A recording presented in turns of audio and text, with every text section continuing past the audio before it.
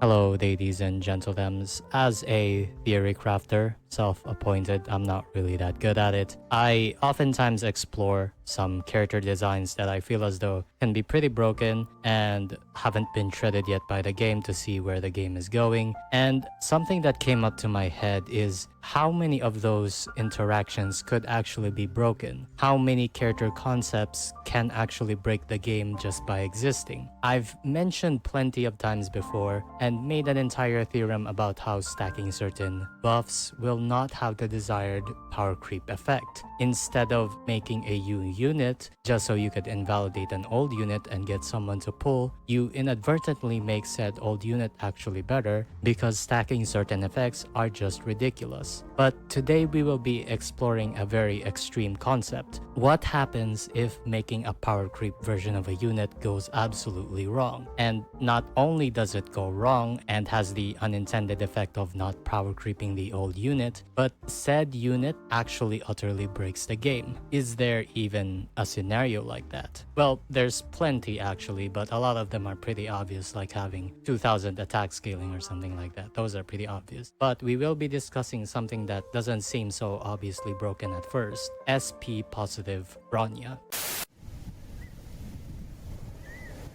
First of all, before we go into why this could be broken, let's describe this SP positive Bronya first. SP positive Bronya can sustain a 3-turn ult rotation without any need of energy light cones. This Bronya upgrade has the same 100% advance that works on just one character. And to compensate for being SP positive, they don't actually have bigger buffs than Bronya. In fact, you'll notice that you don't even need buffs for this broken interaction to work, but nevertheless, this is a Bronya upgrade because they generate more SP. Let's say this character's skill will mark the one that they select, and when that character uses their skill, they generate 2 skill points. Now let's illustrate a team of Bronya and how this new unit could stack together to be a whirling ball of destruction. If Bronya has her signature light cone, she eats 3 skill points every 3-turn ult rotation and 2 skill points on the next ult cycle. So it's every other ult rotation she only spends 2.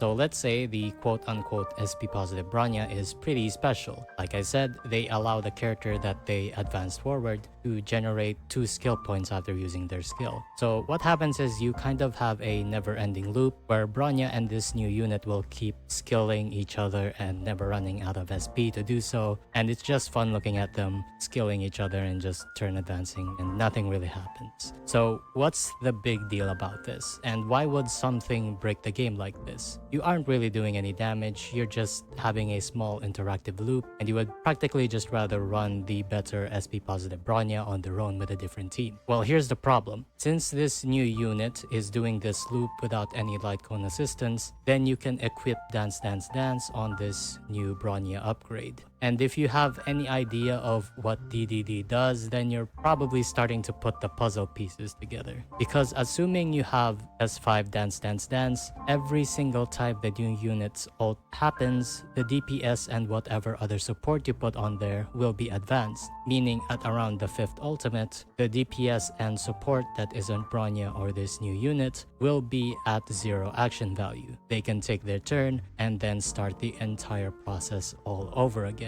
If you've been following what I'm saying, this means you have a hyper aggressive 0 action value team that needs no sustain, no need for enemy interaction barring maybe wave start attacks like Aventurine, and can work in any game mode with no way to power creep them. Because even if Bronya and this new unit's buff gets so pitiful with enough power creep, it's still a 0 action value team and has infinite damage per action value in essence. There may be some new bosses where there's phases that the boss has to be immune to damage, or maybe they could put up the berserk marker like in Simulated Universe on endgame modes, but even then, your interchangeable slot is your DPS, meaning over time you can replace it with the newest, most strong DPS at the current moment.